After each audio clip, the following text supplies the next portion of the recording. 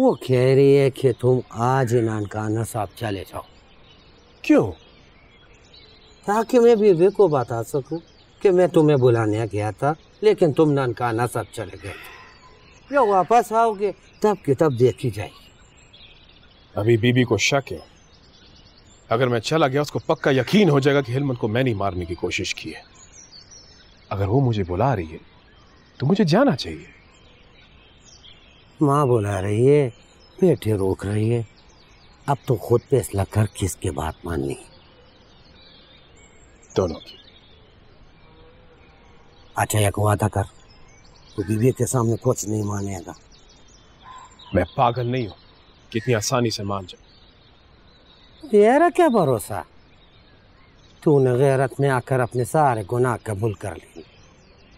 उसने तुझे कोई कसम दी ली और तूने पर तोते की तरह सारा सबक सुना देना। इसलिए गुलमीना की बात मान और नानकाना साहब जा, तब तक इल्मान भी आ जाएगा। और मैंने सुने कि जरगा सबसे पहले उसके हक का फैसला करेगा, फिर दूसरी बात होगी।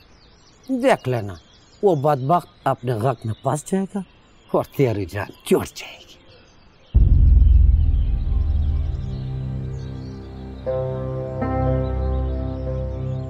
तुम फिक्र ना करो, गुरुजी मालिक है, हम चलते हैं।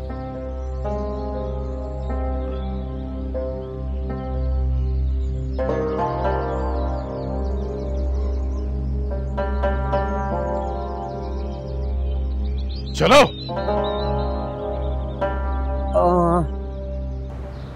अव्वल खान मुझको गांव छोड़कर वापस आ जाएगा तुम्हारे पास। इसे रखो अपने पास जब तक हिलमन ठीक नहीं हो जाता। इसने कौन सा कोई किला फतह करना है जो तुमने इसको वापस भेज दिया?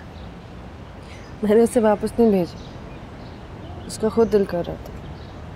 वहाँ गांव में कौन सा कोई इसके बच्चे हैं या बीवी जो उसको याद आ रहे थे ये वापस चला है। आज नहीं तो कल इसको वापस भेज दूंगा मैं। बस हिलमत को जल्दी से ठीक कर कर वापस ले आओ। हाँ चलो जाओ, शाबाश अंदर।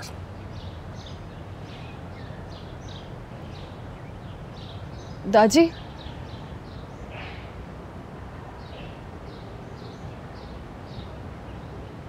आपने जिस तरह से ये सारा मामला हैंडल किया उसके लिए शुक्रिया।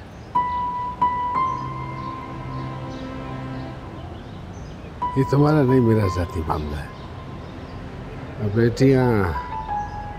बेटियां हक अदा करने पर बाप का शुक्रिया अदा नहीं करती।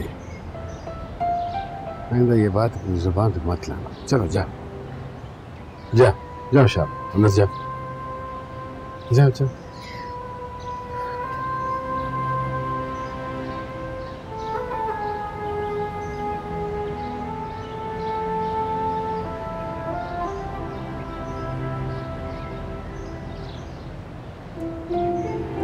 Martha, Martha.